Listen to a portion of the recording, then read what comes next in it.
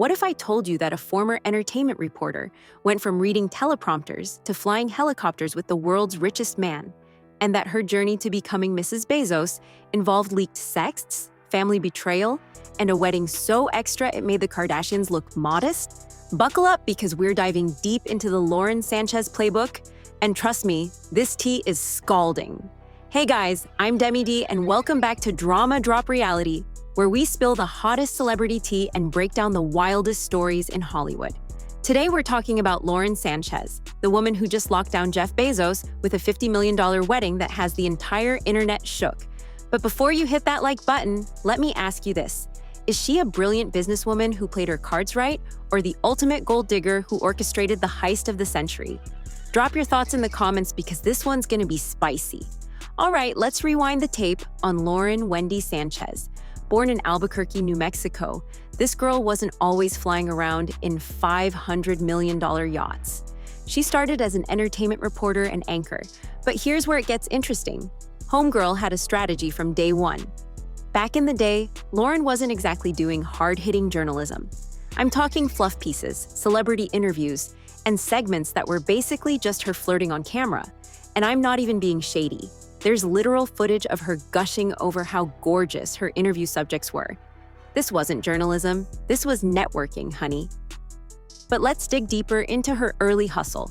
Lauren started at KCOP-TV in Los Angeles as a desk assistant. Desk assistant, y'all. She was literally getting coffee and making copies. But did she stay there? Nope. She clawed her way up to become an anchor and reporter at Extra and Fox Sports Net. And get this, she was one of the original hosts of Fox's Good Day LA. The woman knew how to work a room and a camera. But here's what nobody talks about. Lauren was smart about it. While other reporters were chasing Pulitzer Prizes, she was chasing connections. She leveraged every red carpet, every interview, every Hollywood party to climb that social ladder. And let me tell you, she wasn't just climbing, she was pole vaulting. By the early 2000s, Lauren had completely transformed herself. She went from local news to national television, got her helicopter pilot license, yeah, you heard that right, and started her own aerial filming company. This wasn't just a glow-up. This was a whole metamorphosis. And can we talk about the helicopter thing for a second? Because this wasn't some cute hobby. Lauren became a legit pilot and founded Black Ops Aviation in 2016. She was flying for movies, doing aerial photography, and basically turned herself into the go-to helicopter queen of Hollywood. That's not gold-digging behavior, that's boss behavior. She literally took the sky's the limit and said bet. Now let's talk about Lauren's dating history because this is where the pattern becomes crystal clear. Her first high-profile relationship? NFL star Tony Gonzalez. Net worth? A cool $50 million. They had a son together but never tied the knot. Interesting, right? But here's some tea nobody mentions. During her time with Tony, Lauren was still grinding. She wasn't just sitting courtside being a trophy girlfriend. She was building her media presence, making connections, and setting herself up for the next level. Their relationship lasted from 1999 to 2000, and by the time they split, Lauren had significantly upgraded her career prospects. Then came Patrick Whitesell, and this is where things get juicy. Patrick isn't just rich. He's Hollywood power broker rich. We're talking about the guy who runs WME, one of the biggest talent agencies in the game. His net worth? $1.9 billion. That's billion with a B, people? Lauren married Patrick in 2005, and suddenly, coincidence? Her career exploded. She's landing bigger gigs, rubbing shoulders with A-listers, and becoming a fixture in the Beverly Hills social scene. They had 2 kids together, and for 13 years, Lauren was living that billionaire wife life. But let's spill some more tea about the Patrick era. Sources say Lauren was the queen of Beverly Hills social circles. She was at every charity gala, every movie premiere, every exclusive party. She became best friends with Hollywood wives and moguls. And Patrick?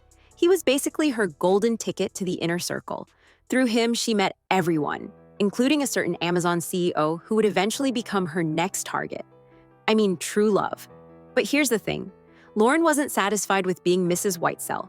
She wanted more. And that's when Jeff Bezos entered the chat. Y'all, the way this affair unfolded was like something straight out of a telenovela. Picture this. It's 2018, and Lauren and Patrick are friends with Jeff and Mackenzie Bezos. They're doing couples dinners, going on vacations together, the whole 9 yards. But behind the scenes, Lauren and Jeff were sending texts that would make 50 Shades of Grey look like a children's book.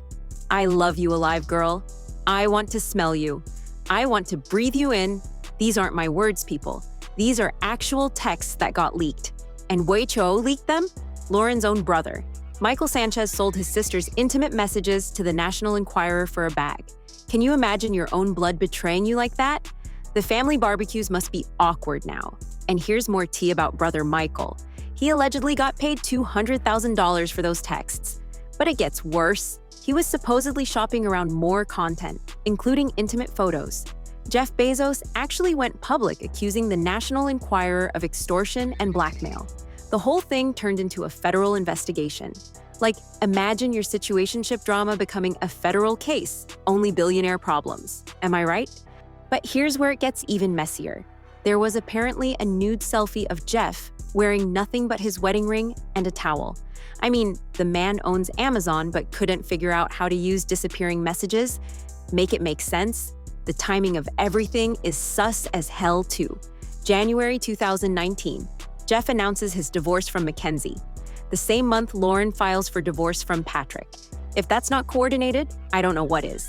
And get this, sources close to the situation say that Lauren and Jeff's affair had been going on for months before it went public. We're talking secret helicopter rides. How convenient that she's a pilot, right? Private dinners and hidden restaurants, and rendezvous in different cities. One source claimed they saw them at a private airport in Seattle, looking very cozy way back in April 2018. That's a whole 9 months before their divorces were announced. The financial implications of this scandal were insane too. Mackenzie walked away with $38 billion in the divorce, making her one of the richest women in the world overnight. Meanwhile, Patrick Whitesell? He was reportedly furious. Some Hollywood insiders say he banned certain WME clients from working with Amazon Studios. The mess was messy, honey. Now let's talk about how Lauren actually pulled this off, because this woman wrote the handbook on social climbing. First, she made herself indispensable in Jeff's world. She wasn't just another pretty face at a party. She offered him helicopter rides, exclusive aerial access for his Blue Origin space company, and most importantly, she made him feel alive after decades of marriage. Sources say Lauren studied everything about Jeff. His interests, his schedule, his favorite restaurants, even his workout routine. She positioned herself as the fun, adventurous alternative to his structured life. While Mackenzie was the steady, intellectual partner who built Amazon with him, Lauren was the wild card who promised excitement and adventure. And here's the genius part. She involved her whole family in the operation. Her son Nico was reportedly getting flying lessons from Jeff. Her other kids were hanging out with Jeff's children. She wasn't just dating him, she was creating a whole blended family narrative. That's next-level strategic thinking.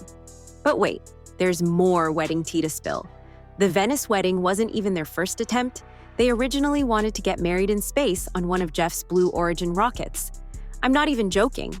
They had to scrap that plan due to logistical issues, aka even billionaires can't make space weddings happen yet. The actual wedding planning was reportedly a nightmare for staff. Lauren changed the theme 3 times, fired 2 wedding planners, and at one point wanted to fly in 10,000 white doves. PETA had to get involved. The final bill included $600,000 just for flowers, $2 million for security, and get this, $500,000 for a custom fragrance that was sprayed throughout the venue. They literally wanted the air to smell like money. Can we please discuss the mess that went down at the after parties? Because honey, the tea is piping. Apparently, Sydney Sweeney wasn't just dancing with Tom Brady. Witnesses say they disappeared for a solid 45 minutes and came back with their hair looking different. And Orlando Bloom? He was apparently hitting on 3 different women throughout the night before leaving with that mystery brunette. But the real scandal, Kim Kardashian was allegedly overheard telling Kris Jenner that the whole wedding was tacky and that she was only there for the networking opportunities. Someone caught it on video, but Jeff's security team supposedly paid them off to delete it. The Kardashians calling something tacky? That's when you know it's bad. What the media isn't showing you is that there were actual protests in Venice during the wedding.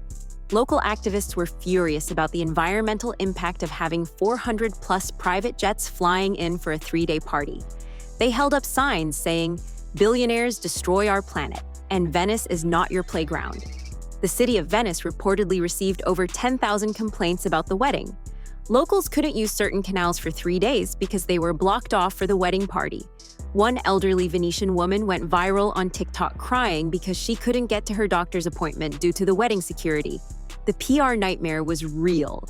Here's my final take, and it's going to be controversial. Lauren Sanchez is actually a genius.